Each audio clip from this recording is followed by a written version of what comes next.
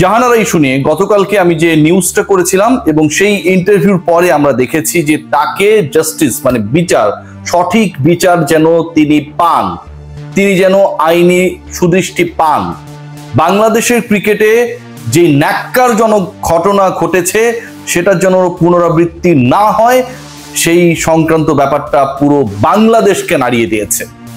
এবং যখন পুরো বাংলাদেশ নড়ে গেছে, যখন বাংলাদেশে একটা ভূকম্পন হয়েছে, বাংলাদেশের ক্রিকেট কেঁপে উঠেছে, ঠিক সেই সময় বাংলাদেশ ক্রিকেট বোর্ডের নতুন নেতৃত্ব না, বাংলাদেশ ক্রিকেট বোর্ডের উচ্চ পদস্থ কিছু কর্মকর্তা এবং বাংলাদেশ ক্রিকেট বোর্ডের বিশেষ কিছু রোলে কর্মরত সাবেক এক অধিনায়ক পুরো ব্যাপারটাকে ধামাচাপা দেওয়ার জন্য চেষ্টা চালিয়ে যাচ্ছেন।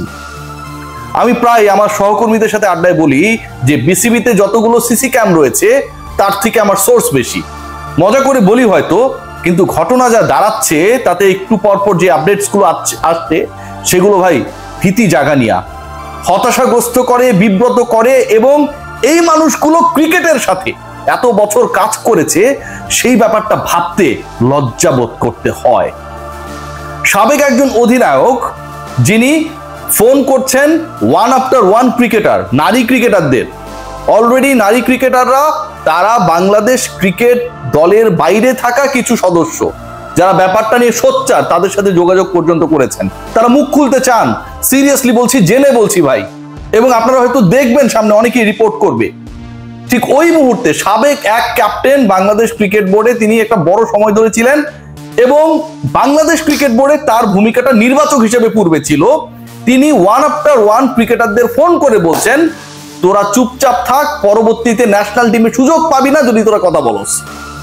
সিরিয়াসলি ভাই, ক্রিকেট বোর্ডের উচ্চ পদস্থ একজন কর্মকর্তা, আমি এরপরের ভিডিওতে হয়তো তার নামও বলে দেব, তিনি যদি না শুধরান, ইউ নো অল মি, আমি কি করতে পারি। সেই উচ্চ পদস্থ কর্মকর্তার বাড়ি হচ্ছে বরিশাল জোনে, বরিশাল বিভাগে তার বাড়ি। সেই উচ্চ পদস্থ কর্মকর্তা তিনি অলরেডি বাংলাদেশ থেকে বিতাড়িত বাংলাদেশ ক্রিকেট বোর্ডের যে কর্মকর্তারা রয়েছেন, বিশেষ করে নারী উইং এর সাথে যুক্ত, তাদের সাথে যোগাযোগ স্থাপন করেছেন। কিভাবে পুরো ব্যাপারটাকে নিউট্রালাইজ করা যায় সেই চিন্তায় সেই কর্মকর্তা ব্যতিব্যস্ত, কারণ তার বস কোন একটা সময় পালিয়ে গেল, ওই যে নারী উইং এর দায়িত্বের কথা বলছি, তিনি থেকে গেছেন। যেহেতু থেকে গেছেন তাকে তো টিকে থাকতে হবে। এই যখন সিচুয়েশন, তখন আমরা একটা টেকনিক্যাল মিডিয়া ট্রায়ালের চেষ্টা দেখেছি, আপনাদেরকে কিছু প্রমাণ দিয়ে দিচ্ছি। এবং সেই জায়গাটায় বাংলাদেশ ক্রিকেট বোর্ডের এই কুকর্মের সাথে জড়িত বিতর্কিত কর্মকর্তারা ফেসে গেলেন। কি করে ফেসে গেলেন দেখুন, আপনারা স্ক্রিনে নিশ্চয়ই দেখতে পাচ্ছেন যে একটা ইন্টারভিউ চলছে কোন একটা প্ল্যাটফর্মে, চলতেই পারে, যে কোনো প্ল্যাটফর্ম ইন্টারভিউ করতেই পারে যে কারো, সেটা নিয়ে আমার কোনো আপত্তির জায়গা নেই। এবং সেই ইন্টারভিউ যিনি দিচ্ছেন তিনি নিজে অভিযুক্ত, শফিউল আলম চৌধুরী নাদেল, তিনি নিজেই অভিযুক্ত। জাহানারা যে অভিযোগ করেছেন যাদের ব্যাপারে, তার অভিযোগের তালিকায় তার নামও রয়েছে, তিনি তো চেয়ারম্যান হিসেবে এটাকে সেটেল ডাউন করতে পারেন নাই। সেই তিনি যিনি নিজে অভিযুক্ত, অপর যারা ম্যাসিভ ক্রাইম করেছে, অপকর্ম করেছে, নির্যাতন করেছে, সেই মানুষগুলোর পক্ষে সাফাই গিয়েছেন। তিনি এটাও বলেছেন অমুক তো এখন মারা গেছে, এতদিন পরে এই আলোচনাটা আসলে আসাটা কতটুকু, মানে কেউ যদি মইরা যায়, মনে করেন আমি আজকে মইরা গেলাম, কিন্তু আমি এর আগে আকাম করে বেড়াইছি, এটা কাউরে বলা যাবে না, এটা কাউরে বলা যাবে না। আপনি প্রমাণ খুঁজেন, ভার্বাল অ্যাবিউজ করা হচ্ছে সেটা প্রমাণ আপনি কোথায় পাবেন, ভার্বালি হ্যারাস করা হচ্ছে সেটা প্রমাণ আপনি কোথায় পাবেন। জাহানারার পিরিয়ড কবে শেষ হবে আর কবে জাহানারাকে কাছে নেবে সেই বিখ্যাত সাবেক বাঁহাতি পেসার, এই খবরটা কি তিনি কোনো লাইভে এসে বলেছিলেন ফেসবুকে? তিনি মাইক্রোফোন নিয়ে লাউড স্পিকার অন করে বলেছিলেন? কোনো জনসভায় বলেছিলেন? নাকি কোনো ডিভিডি প্লেয়ার বাজারে ছেড়ে দিয়েছিলেন? নাকি কোথাও পোস্টারিং করেছিলেন? প্রমাণ খোঁজেন। একটা নারীকে অপদস্থ করতে, ছোট করতে এত বড় ঘটনা ঘটে গেল, সেই ব্যাপারে আপনাদের বিন্দুমাত্র লজ্জা লাগে না? আপনারা প্রমাণ খোঁজেন। আমাকে কেউ কোন একটা পশুর বাচ্চা বলে গালি দিল, কাছে আইসা প্রমাণ দিব আমি? বাংলাদেশ ক্রিকেট বোর্ডের ভেতরে এই নির্যাতকদের বসবাস। ইন্টারেস্টিং পার্ট কি জানেন? ধরা খেলো কিভাবে দেখেন, খুবই ইন্টারেস্টিং, আমার ভিডিওটা প্লিজ দেখবেন। যখন এই ঘটনাটা ঘটলো, মানে ওই যে ইন্টারেস্টিং কথাটা বললাম যে এক জায়গায় এসে তারা হচ্ছে ইন্টারভিউ দেওয়া শুরু করলো, ঠিক ওইখানটায় গিয়ে বাংলাদেশ জাতীয় দলের সাবেক ক্যাপ্টেন রুমানা আহমেদ তিনি কমেন্ট করেছেন। দেখুন, নাদেল সাহেব ভালো ভালো কথা বলছেন, হ্যাঁ এগুলো আমরা জানি না, হয় নাই, এটা ওটা হেন তেন, সেখানটায় রুমানা কমেন্ট করেছেন।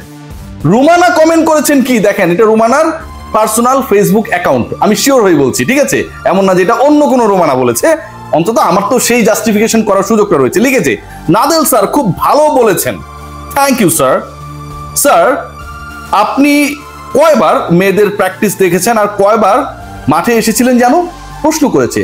এই যে মিস্টার নাদেল সাহেব, তিনি বিদেশ থেকে দেশে ভার্চুয়ালি চলে এসেছেন, যোগ দিয়েছেন, কনফারেন্সে যোগ দিয়ে দিয়েছেন, কিন্তু তিনি কতবার মেয়েদের প্র্যাকটিসে মাঠে গিয়েছিলেন সেই প্রশ্ন তুলেছে রোমানা।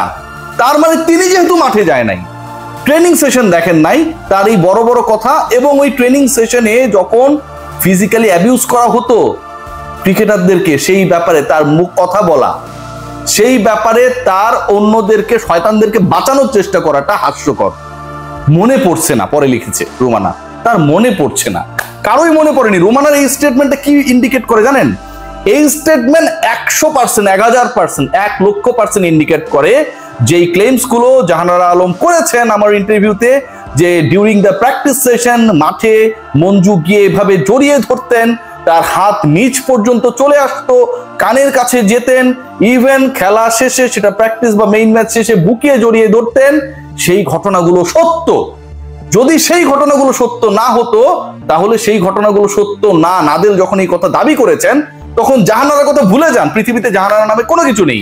রুমানা আহমেদ গিয়ে ওই ভিডিওতে কমেন্ট করে যখন বলেন, নাদেল স্যার আপনি মাঠে কয়বার গিয়েছিলেন, কয়বার প্র্যাকটিস সেশন দেখেছেন, আমার তো মনে পড়ছে না, এটা মিন করে বুঝিয়ে দেয় যে মাঠে মেয়েরা এসবের শিকার হয়েছিলেন। গতকাল রুমানা তার পেজ থেকে, ফেসবুক পেজ থেকেও স্ট্যাটাস দিয়েছেন স্পিচলেস। সত্যি ভাষা হারিয়ে ফেলছি, এই নির্লজ্জরা আমাদের সমাজে আমাদের এত কাছাকাছি বসবাস করে। বাংলাদেশের দুই সাবেক গ্রেট মাশরাফি বিন মুর্তজা এবং তামিম ইকবাল স্ট্যাটাস দিয়েছে। আমরা তামিমদেরকে অনেক গালাগালি করি, ম্যাচকে নিয়ে অনেক কথা বলি, but end of the day আপনি দেখেন, যখন ওই আওয়ামী লীগ সরকারের সাবেক এমপি নাদেল সাহেব ব্যাপারটাকে জাস্টিফাইড করার চেষ্টা করেছেন, মিডিয়ায় কি করছেন আমি জানি না, বাট বের করে ফেলবো, কোনো ব্যাপার না, তখন একই সরকারে থাকা, একই ইলেকশনে ইলেক্টেড হওয়া মাশরাফি বিন মুর্তজা ঠিক উল্টো অবস্থান নিয়েছেন। ক্রিকেটের স্বার্থে, একজন ক্রিকেটারের রক্তে ক্রিকেট, একজন ক্রিকেটার স্পন্দনে ক্রিকেট। মাশরাফি বিন মুর্তজা একজন রাজনীতিকের থেকে অনেক বড় ক্রিকেটার, বাংলাদেশের ক্রিকেটের মহিরুহ, রোমানাদের, জাহানারাদের, সালমাদের অভিভাবক। তিনি বিচার চেয়েছেন, সুষ্ঠু তদন্ত চেয়েছেন। তামিম ইকবাল বলেছেন, কি অসাধারণ কথা বলেছেন তামিম। আপনারা অনেক গালি আমাকে দিতে পারেন, তামিমকে দিতে পারেন, যে এই তদন্ত হতে হবে বিসিবির ভেতরের কাউকে দিয়ে না, এবং তদন্ত কমিটিও বিসিবির কেউ গঠন করবে না। এই কমিটি হবে নিরপেক্ষভাবে, এটা সরকার গঠন করে দিবে, তাদের লোক থাকবে, নিউট্রাল হবে। যেই ক্রিকেট বোর্ডের এই মুহূর্তে শীর্ষ পদে বসে থাকা কোন এক বেতনভুক্ত কর্মকর্তা অলরেডি পলাতকদের সাথে যোগাযোগ শুরু করে দিয়েছেন, সেই ক্রিকেট বোর্ড গঠিত তদন্ত কমিটি এই ঘটনার সুষ্ঠু তদন্ত করবে। যেই ক্রিকেট বোর্ডে কর্মরত সাবেক এক ক্যাপ্টেন, আগে নির্বাচক ছিলেন, one after one phone call করছেন, সবগুলা ফাঁস করে দিব, তোরা মুখ খুলিস না। সেই ক্রিকেট বোর্ড নিজেরা কমিটি করবে, তালগাছ তাদেরই প্রমাণ করবে, এই জাতি তা মানবে না। Asif Mahmud Sajib Bhuiyan, he has taken very important step announcing that legal যে কোনো ধরনের হেল্প লাগলে সে এটা করার জন্য প্রস্তুত রয়েছে। আমার কাছে মনে হয় যে সরকারের এখানে স্বপ্রণোদিত হয়ে অ্যাকশন নেওয়া দরকার, এবং Asif Mahmud Sajib Bhuiyan, I am very much confident on him, যে এটা যেন একটা নিউট্রাল কমিটি হয়, ক্রীড়া মন্ত্রণালয় করুক, বিসিবির জন্য ইনভলভমেন্ট না থাকে। এরপরে যে স্টোরিগুলো আসছে আপনাদের মাথা খারাপ করে দিব। আগামী সপ্তাহটা বাংলাদেশ শুধু ভূমিকম্পে কাঁপবে, দেখেন কি আসছে। সবাই ভালো থাকবেন।